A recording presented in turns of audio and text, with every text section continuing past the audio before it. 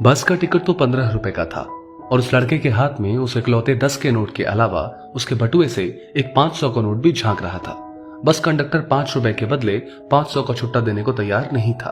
Bus conductor के इनकार करने के बाद उस लड़के ने बस के भीतर नजर दौड़ाकर आसपास की सीट पर बैठे सहयात्रियों से 5 रुपए की मदद या 500 के छुट्टे की गुहार लगाई, लेकिन किसी ने आगे बढ़कर उसकी मदद नहीं की।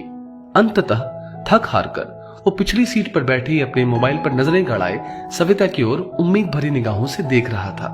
किसी और का तो पता नहीं, लेकिन सविता के पर्स में 150 के कई नोटों के अलावा 5 रुपए के 2 सिक्के भी मौजूद थे।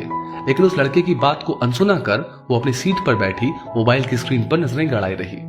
तभी बस एक हल्के झटके के साथ एक स्टॉप पर रुक गई। कई सहयात्री उतर गए और साथ ही साथ कुछ यात्री उस बस में सवार भी हुए। बस में अभी अभी सवार हुए यात्रियों में एक बुजुर्ग महिला भी थी। बस में कोई खाली सीट ना देखकर वो बुजुर्ग महिला एक सीट का सहारा लिए चलती बस में अपने लड़खड़ाते कदमों पर टिककर खड़े रहने की भरसक कोशिश कर रही थी।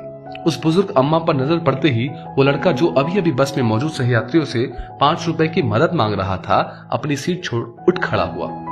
अम्मा, आप यहाँ बैठ जाइए। आसपास सीट पर बैठे अन्य सहयात्री उस लड़के की दरियादिली देखकर भी अनदेखा कर अपनी अपनी सीट पर जमे रहे।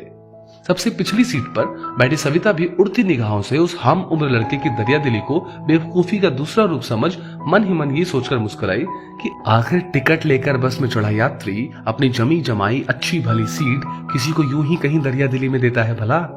तभी आसमान में बिजली कड़कने की आवाज सुनकर सविता ने बस से बाहर नजर दौड़ाई। बाहर बारिश शुरू हो चुकी थी। अचानक अपने बड़े साइज के साइड बैग में हाथ डाल कुछ टटोलती सविता को याद हो आया कि उसकी छतरी तो ऑफिस में ही छूट गई है। बाहर तेज बारिश शुरू हो गई थी और स्टॉप पर पहुंचकर बस रुक गई थी। हैरान परेशान सविता अपने दुपट्टे का आंचल ओढ़े तेजी से बस से उतर बस स्टॉप के शेड के नीचे आ खुद को भीगने से बचाने का असफल प्रयास करने लगी। वहां उस शेड के नीचे पहले से ही मौजूद अपनी अपनी बस का इंतजार करते यात्रियों की भीड़ में पैर रखने भर की जगह नहीं थी। तभी सविता की नजर बस में उसके साथ ही सफर करने वाले उस हम उम्र सहयात्री पर गई। अभी अभी तेज हो चुकी बारिश में हाथ में छाता थामे वो भी उसके साथ ही उस बस से वहां उस नुक्कड़ पर उतरा था। अचानक तेज बारिश और छतरी ऑफिस में ही छूट जाने के एहसास के साथ बस से उतर अपने दुपट्टे का आंचल ओढ़ उसे बारिश की बूंदों से बचने का असफल प्रयास करता देख वो लड़का अपनी छतरी उसकी ओर बढ़ाते हुए अचानक बोल उठा, सिस्टर, आप हमारी छतरी में आ जाइए। गलत सही का विचार किए बिना वो बदन को सराबोर करती बारिश से बचने के लिए उसकी छतरी के भीतर आ गई। वो दोनों उसी बस स्टॉप से हर रोज अपने अपने दफ्तर के लिए बस पकड़ते थे, लेकिन दोनों एक दूसरे के लिए बिल्कुल अजनबी थे। फिर भी उस हम उम्र लड़के ने बिना एक पल गवाए उस भारी बारिश में भी अपनी छतरी उसे थमाकर कंधे पर लटके दफ्तर के बैग में से एक पन्नी निकाल उसमें झटपट अपने मोबाइल को लपेट ये कहते हुए छतरी से निकल गया कि मुझे यहाँ कुछ जरूरी काम है, आप ये छतरी लेकर अपने घर जाइए।